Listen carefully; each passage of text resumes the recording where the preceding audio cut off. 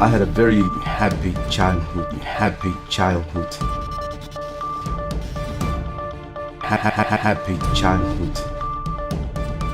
until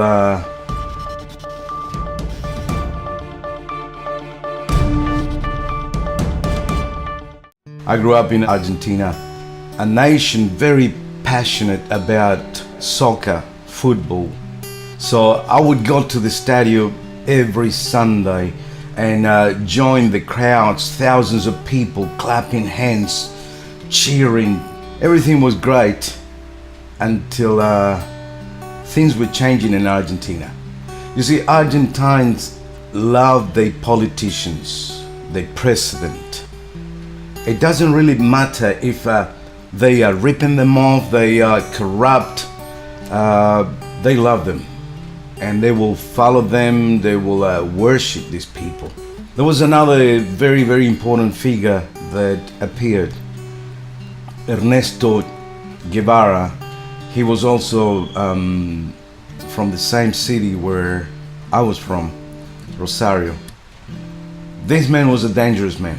He was the kind of guy that he would say, if you don't agree with what they are doing, protest.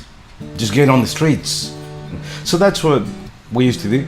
Just getting on the streets, chanting, singing political songs against the government, and just joining all those big, large crowds. There were times the whole nation will go on strike. People will just get on the streets and just protest, thinking that the government will change.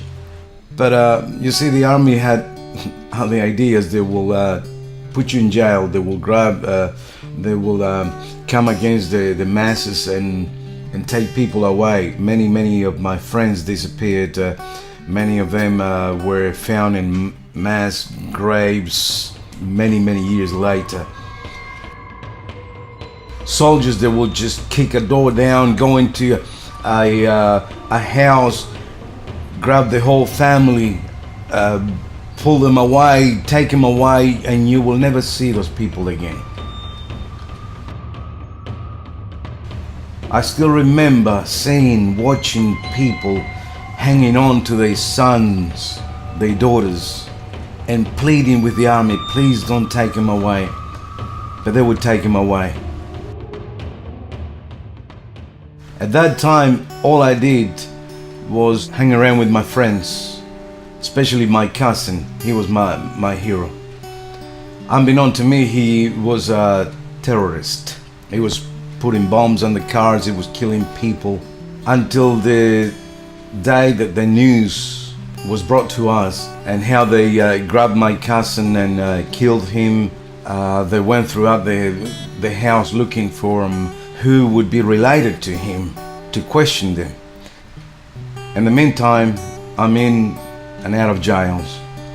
I still remember a young boy being raped in front of everyone. There was about 25 of us in that cell that night, and this criminal, tough dude raped him in front of all of us. It was at that time that my mom and dad, they thought, this is too risky, we have to leave Argentina. And my dad saw this ad in the newspaper about Australia inviting you to come as a tradesperson, as a tradie. So we applied, and within a few months we were on our way.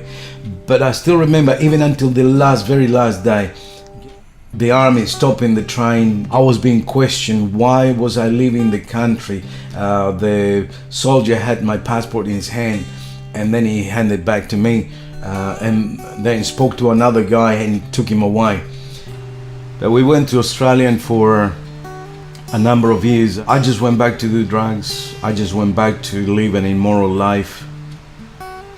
You see, I had no God, no fear of God in my life. I was so close to dying a number of times. And every time I would think, if I would have died, I would go straight to hell. I tried to change my life many times. This beautiful, gorgeous little girl came into my life. We ended up getting married, and I thought marriage was going to fix my life, but it didn't. Within a few months, I was wrecking that marriage. Finally, one day, we walked into the potter's house. Finally, one day, I found myself at the altar pleading, God, help me, save me, make me a new creation. And that was a miracle. That was the miracle. That's when the miracle began, when I repented and I asked Jesus to come inside my heart. That was 35 years ago. I can tell you, He is so real in my life, just like He was back then. He restored my marriage, beautiful children. My sons and daughters, they are serving God. My son is one of their ministers. My two beautiful daughters, they're married to terrific guys. Because the blessing just carries on from your life, passes on to your children and their children. That is the grace of God. That is what I'm talking about. This is what Christ can do in anyone's life. It doesn't matter what you have done in the past. He can bring it under His blood and give you a brand new start. I'm still Rodriguez-Zapata, and that is my life.